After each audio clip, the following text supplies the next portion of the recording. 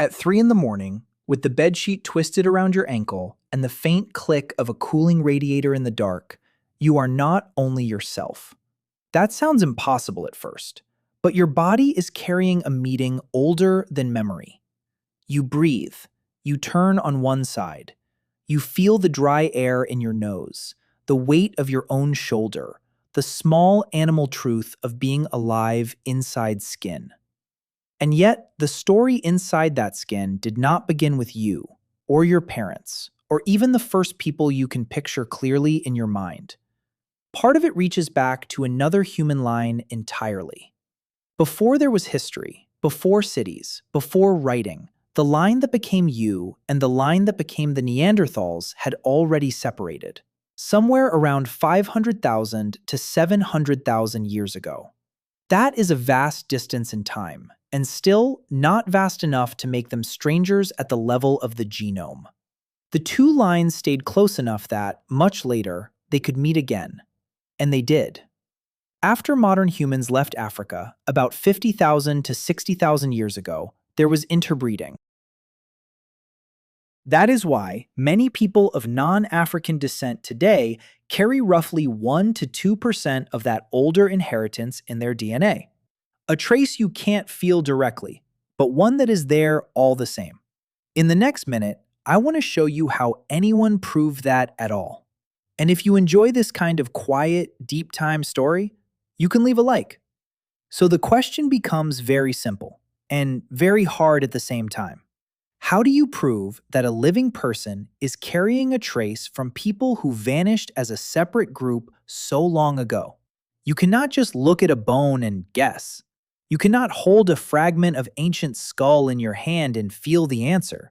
What scientists needed was the genome itself, the long molecular record damaged by time, broken into tiny pieces, mixed with everything the world does to old remains. Dust, moisture, touch, age, all of it works against clarity. That is where Svante Pääbo enters the story. He spent years pushing towards something that sounded almost unreasonable, reading genetic material from the deep past well enough to compare it with living humans, letter by letter, stretch by stretch, until the old sequence could stand beside ours. And then, in 2010, his team did it. They produced the first Neanderthal genome. Try to feel what that means for a second. Before that moment, this was a question hanging in the air. After that moment, it became a comparison you could run. A line from the ancient world could finally be placed next to the line inside people alive now. And when that happened, the surprise was not small. It was repeated, consistent, and impossible to wave away. And that consistency is the part that changes everything. Once the old genome could be set beside living ones, the pattern was consistent. It was not one odd sample, not one lab getting carried away, not one dramatic headline that faded a week later. The same signal kept appearing in people whose deeper ancestry lay outside Africa. Small stretches here and there, quiet pieces that matched the older line too well to dismiss. If you want, picture it in a way your body can feel. Imagine laying two long ribbons across a table in a cold white lab, fingertips hovering over them, and noticing that certain patches line up with an ancient source more closely than they line up with other living populations. Just inherited fragments, but real ones. Not some second self hidden inside you. This is where the word interbreeding stops sounding abstract. It becomes the simplest explanation for why those pieces are there at all. Somewhere after that outward movement from Africa, people met that older human branch and had children with them. Over time, those children had children of their own, and the inheritance thinned, scattered, survived. So when you hear that many living people carry 1 to 2% archaic DNA, it does not mean everyone carries the same part. Your pieces are not necessarily my pieces. One person keeps one stretch, another person keeps a different one, And together, that changes the size of what survived. And this is where the story becomes even stranger, because the small amount in any one person is not the same thing as the amount that survived in all of us together. You might carry one inherited stretch. Someone else, far away, carries another. A third person keeps a different piece again. Over thousands of generations, those fragments were broken up, passed on, lost in some family lines, preserved in others. So when geneticists look across many living people, rather than just one, the picture grows larger and more complete. Not in the way a fossil is complete, more like scattered pages from the same burned book, turning up in different houses. That is why researchers can say something that sounds almost impossible at first hearing. Any one person may hold only about 2%, but together, living populations still preserve roughly 20 to 40% of the Neanderthal genome. Let that settle for a moment. Breathe in slowly and out. A people who disappeared as a separate human group did not vanish cleanly. Their genetic presence was thinned, divided, folded into later generations. And once you understand that, the old word extinct starts to feel less simple than it used to. Because now the question changes. It is no longer only whether they survive in us at all. It becomes much more intimate than that. What exactly did those surviving pieces still do once they were living inside human bodies like yours? That is the intimate turn in this story. Once you know those pieces survived, you naturally want to ask what they mean inside an ordinary living body. And the first honest answer is a quiet one. A fragment of ancient inheritance is not a prophecy. It is not a second personality hiding in you. Most of the time, your life is still being lived through the much larger human whole you inherited from countless ancestors. That older contribution is small, scattered, and uneven. One stretch may persist in one person, a different stretch in another. This is what introgression looks like after an immense amount of time. Not a block, but a pattern. So when scientists talk about a Neanderthal allele or a surviving segment, they are not saying, here is the one ancient switch that explains you. They are saying something more delicate.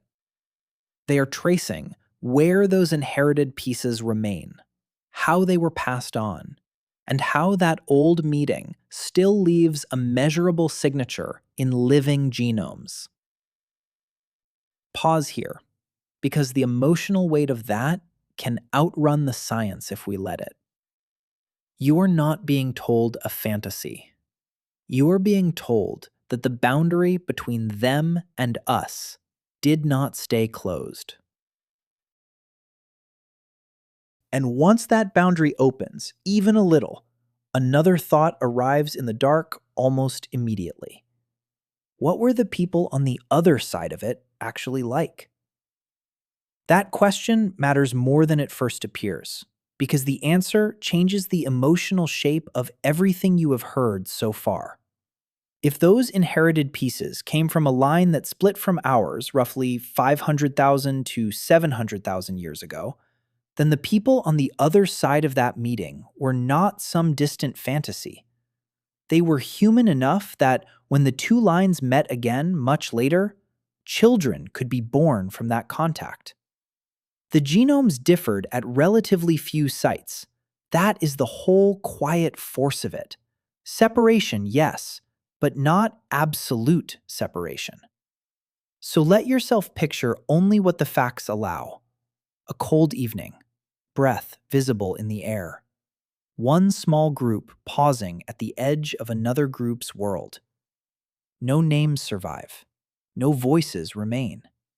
But interbreeding tells you something plain and intimate. At least sometimes, the encounter did not end at a distance. And that should land in the body a little strangely. Once you accept that, the old instinct to place them in a sealed chamber marked gone starts to fail. They were close enough to us in deep time for their DNA to remain legible beside ours, close enough for descendants, close enough that some of their inheritance is still moving quietly through living people now. Breathe a second, because the next step is where this stops being only about ancestry and starts becoming about what those surviving fragments may still be doing inside you. And that is where the story has to slow down a little. Because the moment you ask what those surviving pieces are doing, it is easy to rush past what DNA actually is. It is not a label pinned to you. It is instruction. Quiet instruction, folded into the long script your cells keep reading, without your permission and without your awareness. So if an older segment remains in a living person, it is not sitting there like a museum object. It is part of the same physical text that helped build a body, maintain it, pass it onward. Now, that does not mean one old fragment explains your life. It doesn't. The inheritance is too small, too mixed, too broken apart over time for that kind of dramatic story. But it does mean those ancient stretches belong to the same molecular language as the rest of you. They are not outside your humanity. They are inside it. Take a breath here. Slowly in, slowly out. When you feel that, even in a small way, the fact of interbreeding stops sounding like a chapter in prehistory and starts sounding like something uncomfortably present. A meeting tens of thousands of years ago is still being carried, piece by piece, in living DNA now. And then another question begins to press closer. If these inherited segments were not all kept in the same way, why did some vanish across generations while others remained? That uneven survival is one of the most beautiful parts of the whole story, because it reminds you that inheritance is never still. Every generation cuts and shuffles what it receives.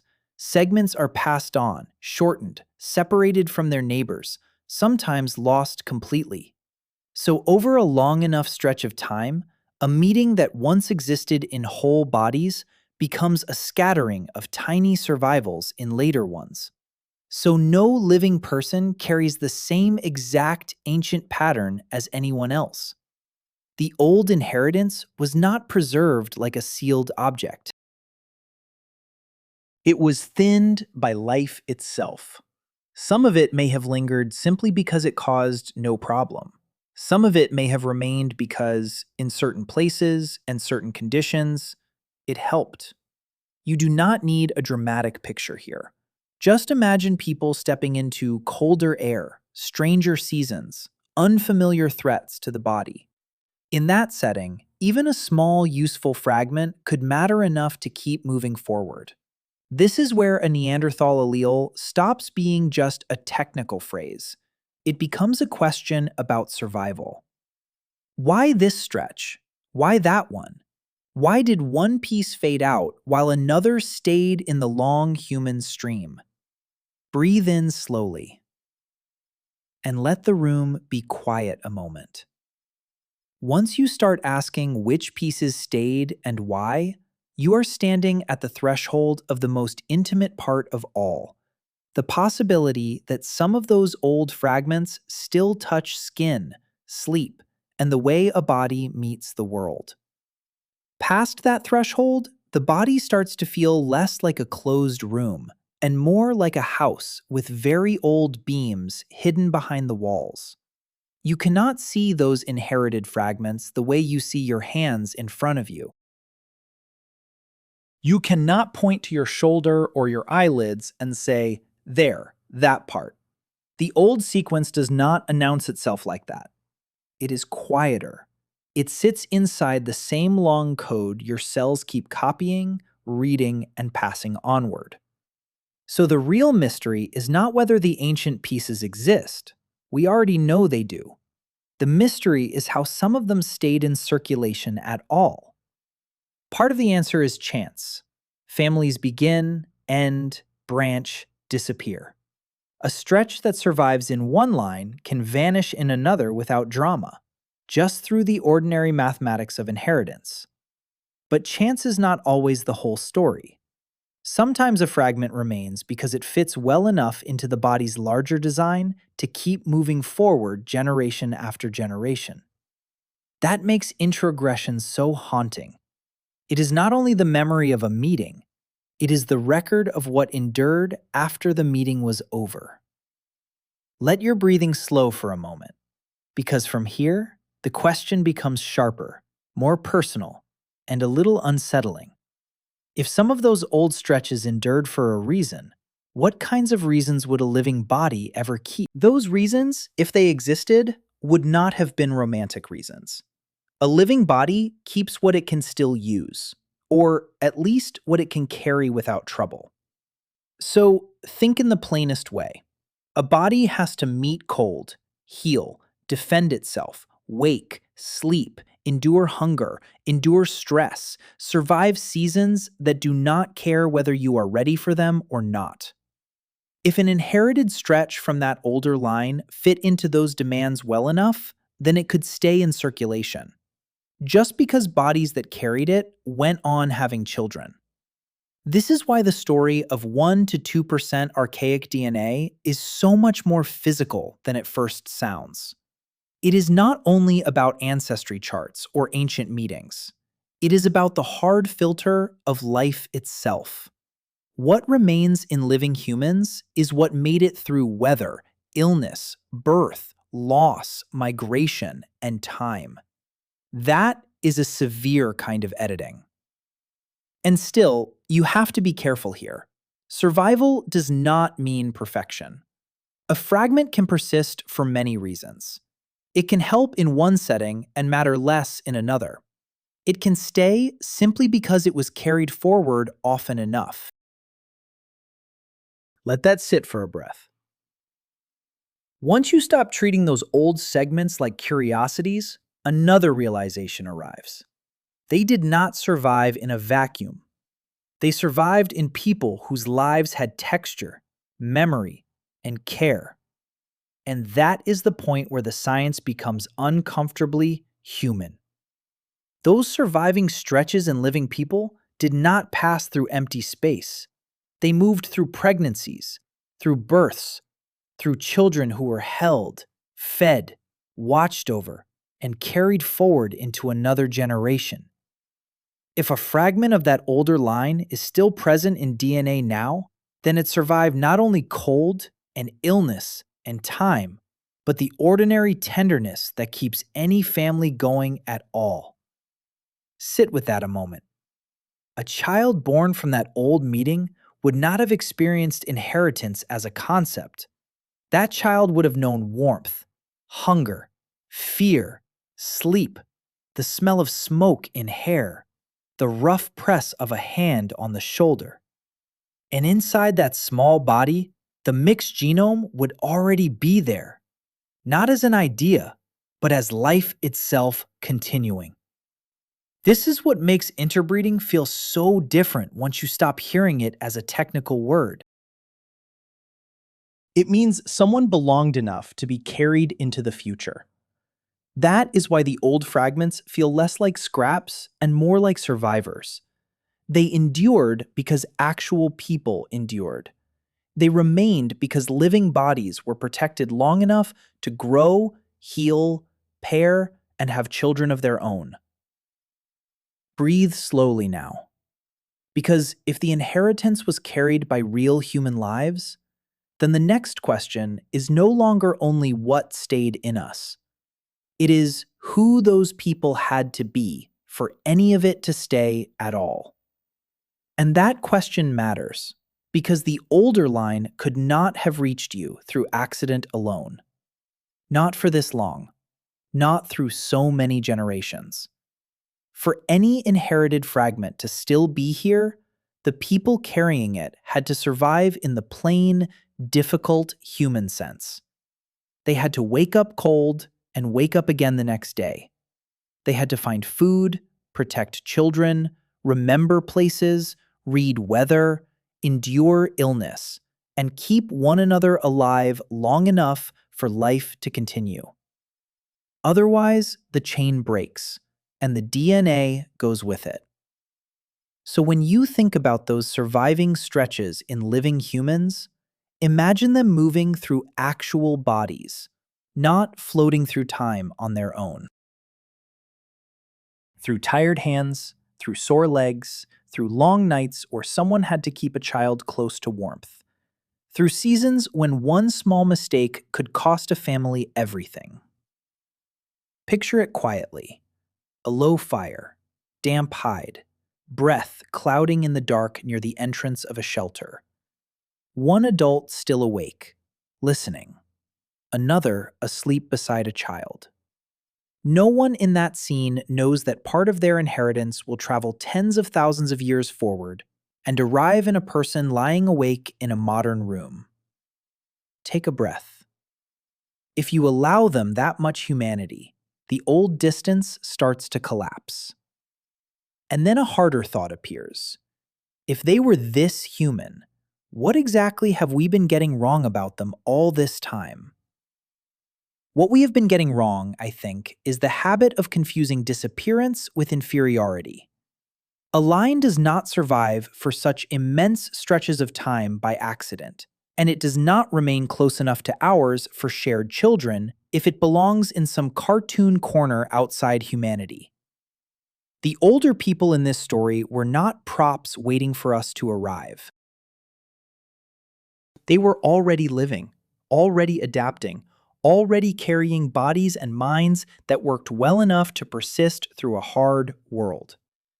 The proof of that is hidden inside the very fact that their DNA can still be compared to ours at all. When you feel that, the old picture begins to crack.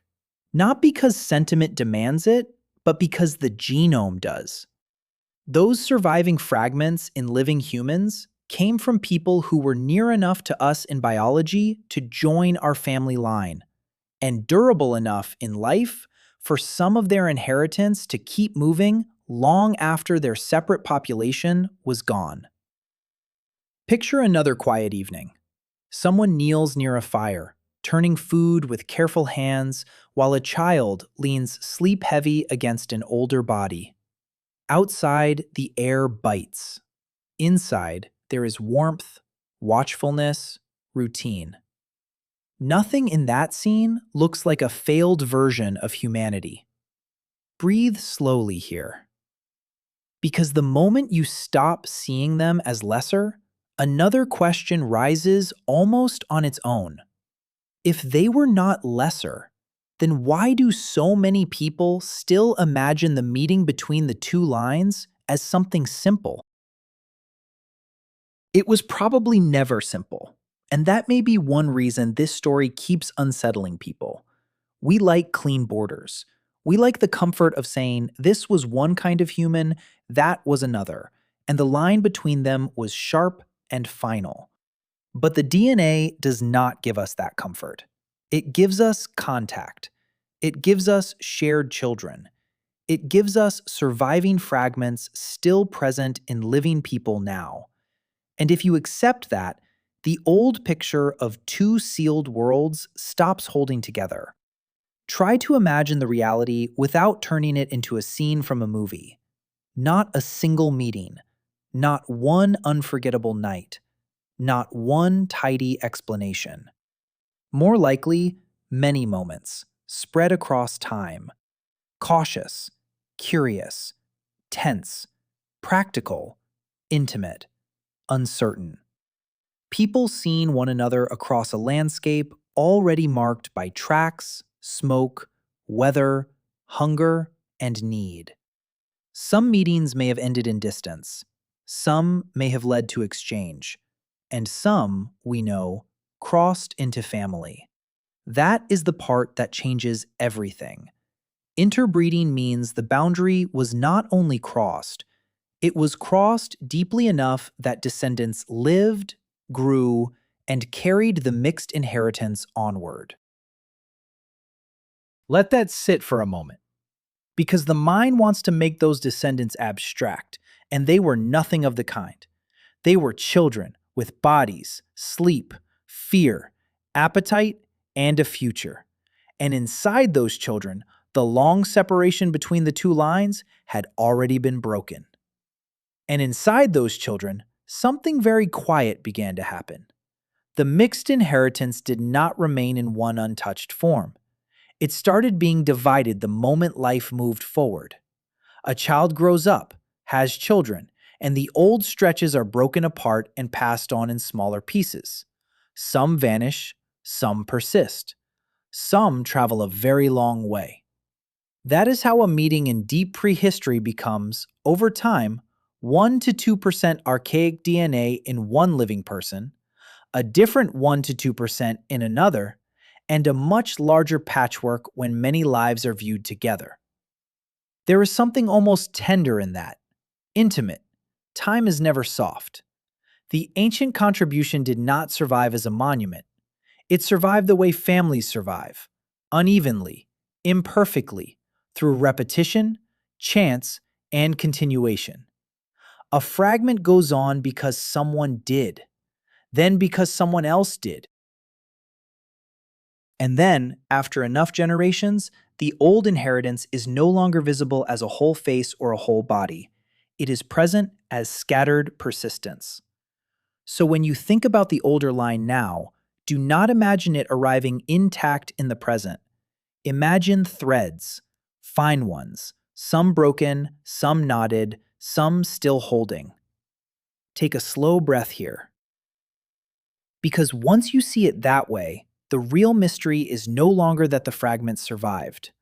The real mystery is what kinds of fragments a living body was willing to keep.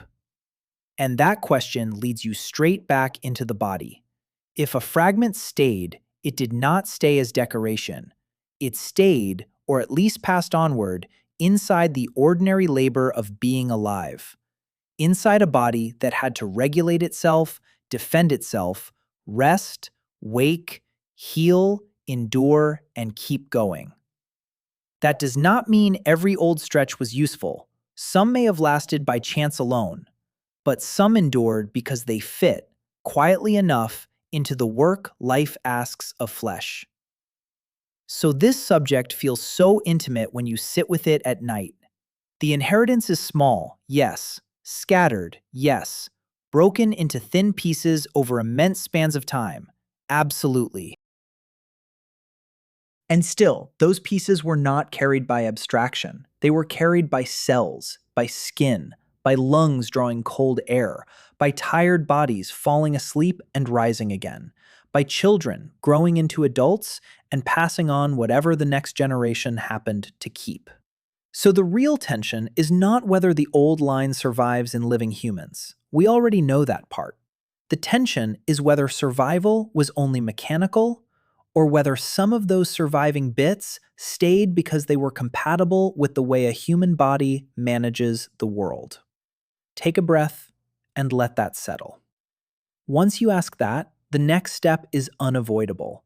How do researchers separate a haunting story from an actual, measurable effect? That is where the story has to become a little stricter, a little colder, because wonder alone is not evidence. You cannot take a feeling, point to your own body, and call it ancient inheritance. You have to compare sequences. You have to line up living genomes beside the old one recovered by Svante Pääbo's team in 2010, and then ask a hard question again and again. Is this stretch here by chance, or is it part of that older contribution? That is slow work, unromantic work. But it is the reason this story can be told with a straight face. And even then, science does not speak in fairy tale certainty. It speaks in patterns, repetition, caution. One person carries a certain fragment, another carries a different one. Across many people, the same deeper picture appears. That is how the old meeting comes back into view, not as a legend, but as a measurable signal inside living DNA. Take a breath here, because this matters. Without that discipline, the whole subject would dissolve into mood and projection. With it, the strange intimacy remains, but now it stands on something solid.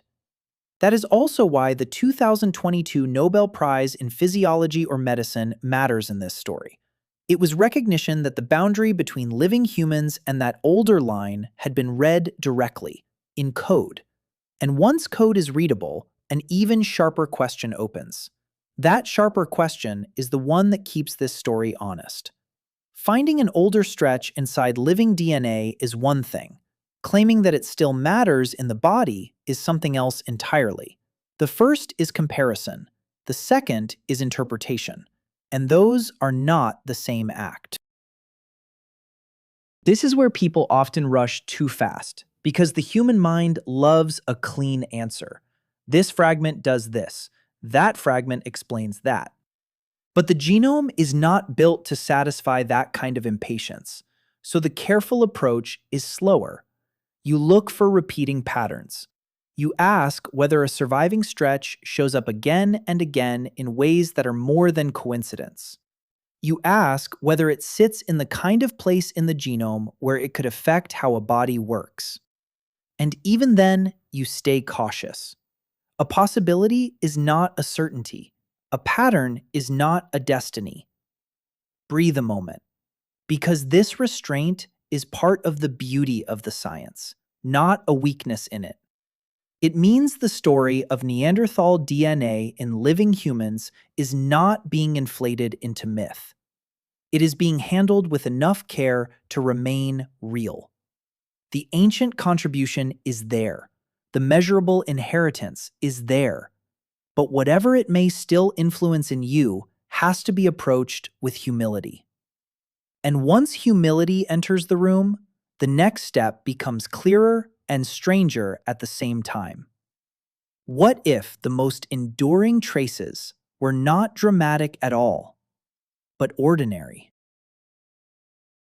The ordinary traces may be the most unsettling of all because they slip past your notice while shaping the background of being alive. Nothing so crude as your whole self or your destiny. But think about how much of life happens below the level of attention. Your skin meets dry air. Your body decides when to sleep and when to resist sleep. Your cells react to what enters them. Your system calms down or doesn't. Most of that unfolds without ceremony. If an older fragment still influences anything at all, it would likely be here, in processes so constant you mistake them for pure present tense. That is why the story keeps returning to the body instead of staying safely in the past. The old meeting did not survive as a statue or a myth. It survived where it survived, in flesh doing its work. A tiny inherited stretch moving through millions of quiet decisions a body makes every day without asking your permission. Take a slow breath and notice how strange that is. Because it means deep time is not only something behind you. It may still be folded into the way your body handles the night, the cold, the strain of staying alive. More like a faint pressure from far away that never fully left.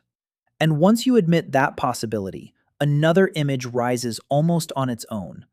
A living person, right now, carrying an ancient remainder without ever seeing it. And that living person is the point of the whole story, because it brings the ancient line out of the lab and back into the room with you. Right now, your body is doing 1,000 things without asking to be noticed. Skin cooling a little in the air, eyes adjusting to the dimness, muscles loosening against the mattress or the chair. Your cells are not interested in your opinions about history. They are busy carrying forward instructions layered across an absurd depth of time. Most of those instructions are broadly human, shared, ancient in the largest sense. And somewhere, if your deeper ancestry lies outside Africa, a very small part of that script may come from that older meeting. Not enough to turn you into anything other than yourself. That is important. The inheritance is too slight, too scattered, too broken apart for that kind of fantasy. But slight is not the same as meaningless. A thin thread can still be real. A faint echo is still an echo. And when you remember that different people carry different pieces, the strange picture sharpens again. No single person holds much, yet together, the living still preserve a large, scattered share of what once belonged to that vanished line. Breathe slowly, and let that thought land in the body, not just the mind. Because once you feel yourself as part of that larger, scattered archive, one final turn becomes impossible to avoid. What does extinction even mean if this much of a people is still here? That word, extinction, starts to loosen the moment you look at it through DNA instead of through myth. A people can disappear as a distinct population and still leave something behind that is not symbolic, not sentimental, not invented after the fact. That is what makes this subject so hard to place in the mind. We are used to endings that close cleanly. A species is here, then it is gone. But this older line did not end in a way that leaves the present untouched. It ended as a separate people, and yet part of it kept moving, diluted, broken apart, preserved in later humans. So the numbers matter so much. One person may carry only a small trace. But when many living people are considered together, the surviving mosaic becomes far larger than any one body could hold alone. The old line is gone in one sense, yes. In another sense, it has been distributed. Sit with that for a breath. Distributed into strangers, into families who will never meet one another, into bodies crossing train platforms, washing dishes, waking before dawn, lying awake at night. None of them look ancient. None of them feel like relics. And yet, together, they are carrying scattered pieces of a people who no longer exist in their original form. That is not a haunting exactly. It is something calmer and somehow more unsettling. Once you accept that extinction can look like dispersal, the last illusion begins to give way. The illusion that you are only the story you recognize. And once that illusion begins to crack, something gentler takes its place. You stop thinking of yourself as a sealed, modern thing, cleanly separated from everything that came before. Not because the science erases you, it doesn't, but because it widens you. The old contribution is small, yes. It does not replace your parents, your culture, your memories, your choices, or the overwhelming majority of what made you. But it does quietly refuse the fantasy that human beings arrived in neat, untouched categories and stayed there. That may be the deepest effect of this discovery. More than one fragment in one body, even more than the shock that interbreeding happened. It is the collapse of a simpler story about what a human is. We are not built from one straight line. We are braided, mixed, recombined, carried forward through meetings no one wrote down and children no one named. Take a breath here. Let it come slowly. Because this is where the science becomes strangely compassionate. It tells you that closeness mattered more than separation, that continuity mattered more than the labels we came later to prefer, that the ancient line did not remain outside the human story. It entered it and stayed there. And if that is true, then the final question is not really about those vanished people anymore. It is about what kind of creature finally understands that being human was never the same thing as being alone.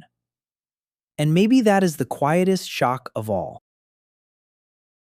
You spend most of your life moving through the world as if your body begins where your memory begins. As if the story of you starts with the first room you remember, the first voice you knew, the first name anyone called you. But the deeper truth is much stranger than that. Your body is older than your biography, much older. It is carrying solutions, accidents, survivals, and inheritances laid down long before anything you would call your life had begun. That does not make you less yourself.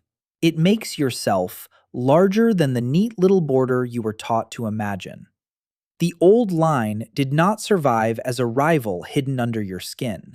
It survives, where it survives, as part of the long human weave that eventually produced you, inside your humanity.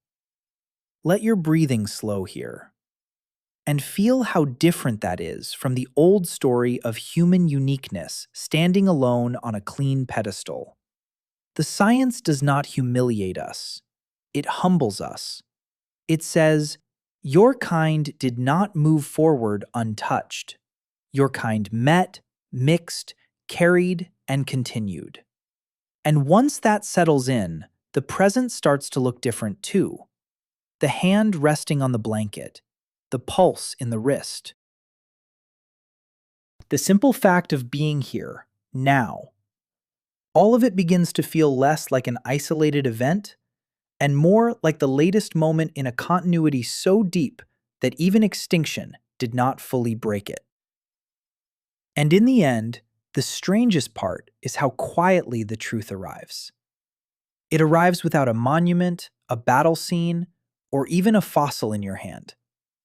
It arrives in the smallest possible way, as a sequence, a pattern, a few surviving stretches inside living people. Enough to show that the distance between those older humans and you was never absolute. Svante Pääbo's work made that readable. The numbers made it undeniable. The body makes it intimate. So imagine the night almost over now. The window has gone pale at the edges. The room is cooler than it was an hour ago. Somewhere, a pipe taps once, then stops. You lift your hand and see nothing unusual there. Just skin, lines, a pulse. But a thing does not need to announce itself to be real. Some inheritances stay hidden because they are busy becoming ordinary. That may be the truest image this story leaves behind. Not a vanished people standing outside the human circle, but fine threads worked so deeply into the fabric that you notice them only when the light changes. And then the light does change. Morning gathers on the glass. Your hand lowers back into the blanket. The old world does not return, and it does not need to. It is already here, quiet as breath, carried forward in the living.